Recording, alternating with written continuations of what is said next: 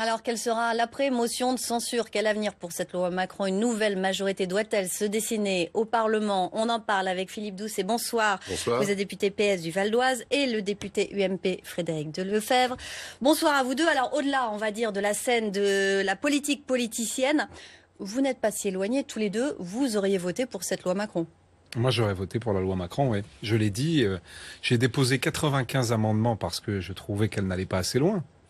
J'ai eu des débats, j'ai suivi tous les débats, j'ai participé à la discussion. J'ai vu un ministre d'ailleurs extrêmement ouvert et constructif. On a travaillé sur beaucoup de sujets et c'est la raison pour laquelle je l'aurais voté.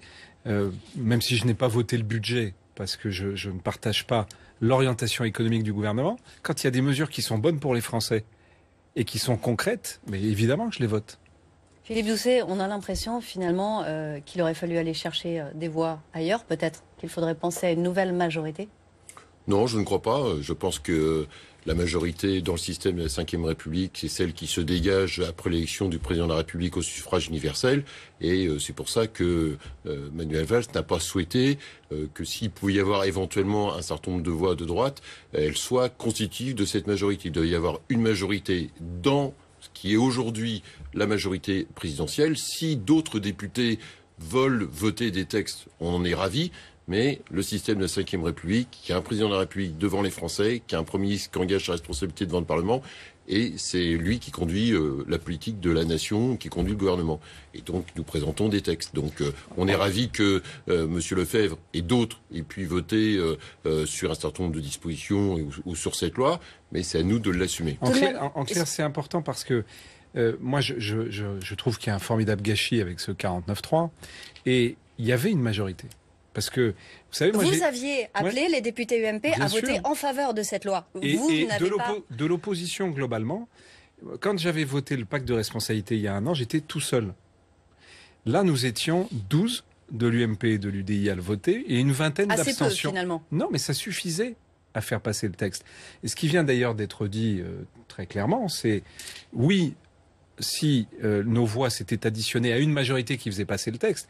L'inquiétude, je pense, qu'a eu le gouvernement, je le regrette, c'est que ce texte puisse passer grâce aux voix de députés de l'UMP et de l'UDI.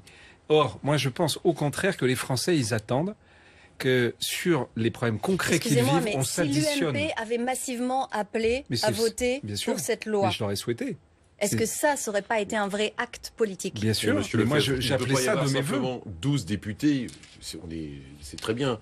Derrière, quand aujourd'hui, dans une opposition stérile, quand on dit on met en place un système pour mettre fin au retrait de chapeau, avec les excès qu'il y a pu y avoir, quand on libère le transport des autocars, quand des députés m'expliquent qu'entre Avallon et Dijon, moi je suis un député francilien, donc je suis peu concerné, mais quand il y a pas, on m'explique qu'il n'y a pas de car entre Avallon et Dijon et que c'est juste bientôt compliqué de passer, faut passer par Paris pour rejoindre Dijon. On a l'impression tout de même, voilà, donc, messieurs, que vous êtes tous les deux pris en otage. Vous êtes pris en otage par les frondeurs et vous êtes pris en otage par une opposition systématique. Pas vous précisément, mais votre parti. Répondez-moi. Qu'il y ait une logique d'opposition systématique, je le regrette, que derrière sur un certain nombre de textes, il n'y ait pas de la clarté des propositions dans l'intérêt des Français. Je regrette aussi, dans ma propre famille politique, que derrière, certains nous aient pris en otage par rapport à un vote qui a pu avoir lieu au sein du groupe socialiste.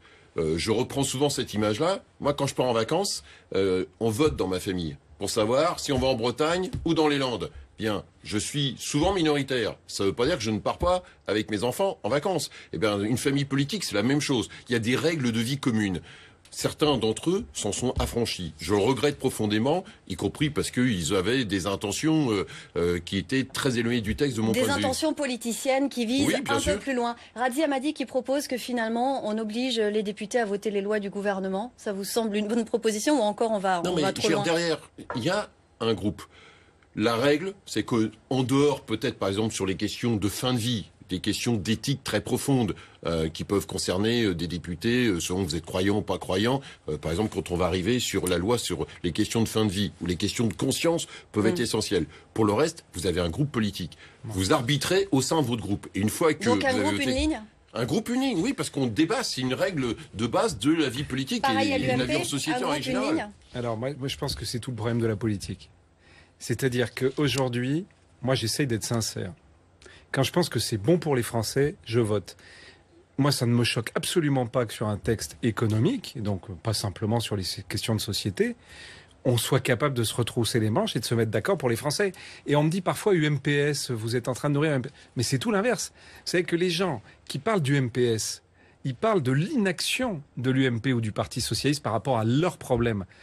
Personne jamais ne m'a reproché sur une mesure concrète de voter avec un socialiste la même chose que le socialiste. Parce que les gens, ce qu'ils souhaitent, au contraire, c'est qu'on s'additionne. Il y a 28 pays en Europe, il y a 19 coalitions. En quoi c'est compliqué, vis-à-vis, y compris de nos électeurs, des Français, de dire on n'est pas d'accord sur beaucoup de choses, mais sur ça, c'est important, on va se mettre d'accord. C'est d'ailleurs ce que je demande au président de la République, qu'il y ait une grande conférence nationale sur le chômage, qu'on mette des députés de droite, des députés de gauche, les syndicats salariés, les syndicats patronaux, et on fait, vous savez, comme à Minsk. Personne ne sort de la pièce tant qu'on ne s'est pas mis d'accord sur 5 mesures pour les Français, pour le chômage. C'est ça qu'attendent les Français. Alors, vous avez évoqué l'UMPS, la grande tenante de cette expression, c'est Marine Le Pen. Elle s'est exprimée ce soir dans l'Essonne après le résultat du vote de la motion de censure. On va l'écouter, vous allez réagir. On savait déjà qu'il n'y avait pas d'opposition, parce que l'UMP ne s'oppose absolument pas. D'ailleurs, on ne voit pas pourquoi ils s'opposeraient à l'Assemblée, puisque, en réalité, cette loi Macron, ils en rêvaient. Ils en rêvaient, ils avaient déjà pris l'engagement auprès, en fait, de Bruxelles, de la mettre en œuvre s'ils étaient élus. Parce que c'est Bruxelles qui a imposé l'ensemble des mesures de la loi Macron. C'est pas M. Macron. M. Macron, lui, il a tenu le stylo. Bon. Et il a écrit. On lui a dicté. Alors il a écrit, d'ailleurs c'était un peu confus, mais il a seulement écrit, c'est le scribe. C'est le scribe Macron. Alors tous les deux une réaction, Philippe Doucet. Je crois qu'une nouvelle fois Marine Le Pen est dans son délire. Emmanuel Macron, personne lui tient la plume, y compris parce que cette loi est le résultat d'une énorme coproduction gouvernement-parlement, groupe socialiste, mais également l'ensemble des groupes politiques, y compris l'UMP.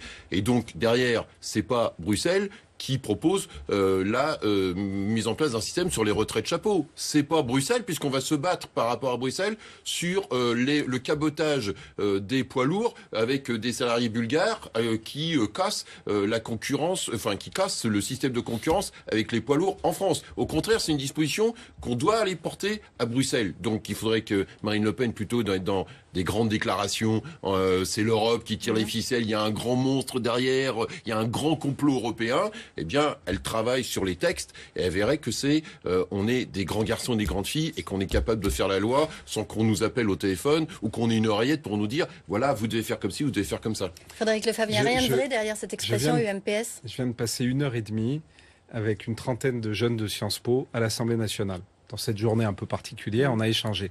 On a évoqué cette question. Je leur ai dit ce que je pense. Et ils étaient, franchement, la plupart partageaient cette vision. D'un côté, je vois bien le débat dans ma famille politique. Certains disent Marine Le Pen, c'est le nouvel ennemi. C'est la plus dangereuse, il faut la combattre. D'autres, on oriente toutes nos attaques sur Marine Le Pen. D'autres disent Marine Le Pen est dangereuse, elle nous a pris des électeurs. Il faut aller les chercher, on court derrière. C'est ce que j'appelle la droite bodybuildée. Et moi, je pense qu'il faut faire une chose toute simple. Au lieu de se tourner vers Marine Le Pen, il faut se tourner vers les Français.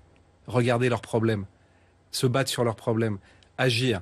Quand on fait les uns et les autres, il y a une semaine, il y avait le Conseil national de toutes les formations politiques. Tout le monde parlait de quoi? De la présidentielle, des primaires, de qui va avoir la parole à quoi, du nom des familles politiques. Non mais franchement, tout ça, ça passe au-dessus de la tête des Français.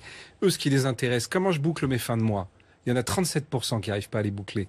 Les entreprises, est-ce que je vais pouvoir payer les salaires à la fin du mois? Frédéric Lefebvre, c'est ça le sujet. Philippe Doucet, on a tout de même l'impression d'un grand gâchis autour de cette journée, que cette motion de censure n'aurait pas dû exister et que vous auriez pu peut-être, aussi bien au PS qu'à droite, trouver un accord, oui ou non? Oui. Moi, je pense que c'est pas ce qui Très certainement, le sentiment de gâchis, oui, mais j'en veux, moi, à mes camarades qui, en interne, n'ont pas joué le jeu collectif et qu'on fait une logique de desperado. Je pense que les Français ont d'autres exigences par rapport à leurs responsables politiques. Moi, je dis, dépassons tout ça.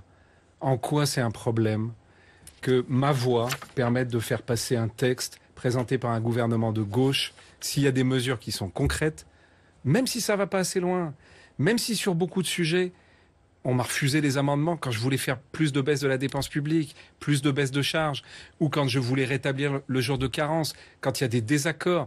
Mais sur le fond, sur ce qui était dans la loi, franchement, en quoi c'était un problème pour la démocratie française qu'on puisse voter ensemble. République. Il faut aussi qu'il y ait une majorité et une opposition. C'est bien la difficulté. Merci messieurs, on voit bien qu'on n'arrivera pas, en tout cas, à un accord sur ce plateau ce soir. Merci messieurs d'être venus.